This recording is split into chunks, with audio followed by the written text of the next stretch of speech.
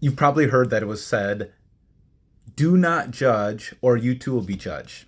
Jesus actually said that. And so sometimes people will throw those words around as if to say that Jesus never judged anybody or never made judgments about people. But if you'd keep reading that section, you'll notice that Jesus went on to explain he didn't mean that you could never judge people. In fact, he said he was against judgmentalism, hypocritical judging. He went on to say, before you judge someone, before you take the speck out of somebody else's eye, first take the plank out of your own eye. The reality is Jesus told us to judge, and we have to judge. And the reason I want to give this video or do this video is because what I see so often is people naively don't make accurate assessments of people. And that's dangerous. If you don't make an accurate assessment of people, you might hurt those who need your help. You might help those who want to harm you, or you might be harmed by those who wish to destroy. And so here's what I want to do. I want to talk about some people that Jesus put in different categories, and I want us to learn from this. And here's the reason I want to talk about this. It's personal for me. I've been around so many different families and people who naively accepted somebody face value, that person turned on them and took advantage of them. I've also been around people where somebody judged somebody just by an outward appearance, that maybe they were going through something, they were into drugs or alcohol or something like that, and they judged them as somebody who was worthless and not worth their time. And so I want to talk a little bit about this, like how do you judge somebody accurately to figure out who are the people you want to work with, who are the people that maybe you need to avoid, and why that's so important. So first of all, Jesus said that there are some people who are sheep of the good shepherd. He talks about this in John chapter 10. These are the people who listen to Jesus' voice. This doesn't mean that they're perfect, but people who listen to Jesus' voice are those people who they're willing to repent, they're willing to change if you confront them, they're willing to make changes, and that's some people that are worth investing in. If you're a coach, if you're a teacher, if you're a pastor, if you're a parent, you're a leader, you're an employer, and you find these kind of people who are humble, they're coachable, they're willing to own up when they make mistakes. Those are sheep of the good shepherd. They listen to Jesus' voice and they change their ways to follow him. That's somebody you want to follow. Then sometimes there are people that Jesus calls lost sheep. He talks about this in Matthew chapter 18, where he talks about how some people, some perpetrators, have caused these little ones, these sheep, to stumble. And those people who have caused those people to stumble, it'd be better for them to have a millstone tied around the neck and drown in the heart of the sea, because they cause these people to stumble. Now it's our job to go after those people. And a lot of times they have lots of different vices in their life. They're coping with life with drugs or alcohol or some other type of vice.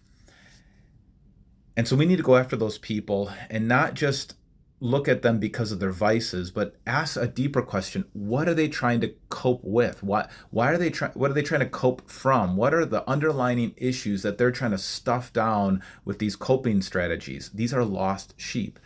And these are the kind of people that we want to be patient with. We want to ask more questions. We don't want to enable bad behavior ever, but we want to help them. All right. Then there are some people who we called hired hands. Jesus says these are the people who care nothing for the sheep. They only care about themselves. They're not willing to make any sacrifices. These are the kind of people that maybe will take on a position just at work or in a school or a coach or something like that just for show. They just want to be in a place of visibility so that people will follow them, but they really aren't willing to make sacrifices. Don't give them your time. Don't give them your energy. Don't give them your trust. They'll wound you at best. Then Jesus says, and this is the most important group that I think we need to understand, he says there are some people who are wolves. There are some people who are wolves in sheep's clothing. And here's the template that I've seen. Very often, they're the ones who will greet you first. They're the ones who dote on you. They're the ones who want to get your trust right away. And then after they get your trust, they will manipulate you. Very often this happens with a man will get a woman's trust, And then once he's got her in, he'll manipulate her, he'll control her, he'll hurt her, he'll take advantage of her until she feels like nothing and she can't run away. She can't go anywhere because she doesn't feel worth anything. And his whole bent is on control. That's why Jesus calls these kind of people wolves in sheep's clothing. They look like sheep on the outside, but inside they're ferocious wolves. They only come to kill and destroy and to control. That's what Jesus says. Those are his own words. And when it comes to these kind of people, you can't reason with them. You don't reason with a wolf. You don't try to tame a wolf. You kill the wolf. You get rid of the wolf. You use the resources necessary, which would, in our case, when we're talking about human beings, the authorities, lawyers, whatever you have to do, be a strong front, get all the support you can get to try to protect yourself from these wolves. And then finally, there are good shepherds out there. There are leaders that are worth trusting. These are good counselors. These are good spiritual leaders. These are good parents. These are good employers, are good friends, good family members. These are the kind of people that are trustworthy. They have a long history of taking care of other people, of listening, of being humble. Jesus says you will know these people by their fruit. So look at the fruit of their life. Don't just listen to what they say. Anyone can talk a good game, but look at their record. And these good shepherds are the ones who are going to guide you under the real good shepherd, Jesus Christ. Because ultimately, there's only one good shepherd. That's Jesus.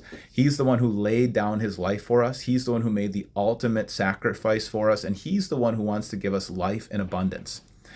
But we can't have this abundant life, this life to the full, if we let ourselves be tricked, be duped, be taken advantage of.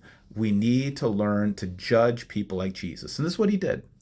Jesus knew he had a way of telling if somebody was trying to take advantage of him. Jesus had a way of knowing if somebody was trying to hurt or harm him. He had a way of knowing if somebody really was open to help, but maybe had chaos in their life because of coping mechanisms, and he was willing to love them and forgive them and lift them up.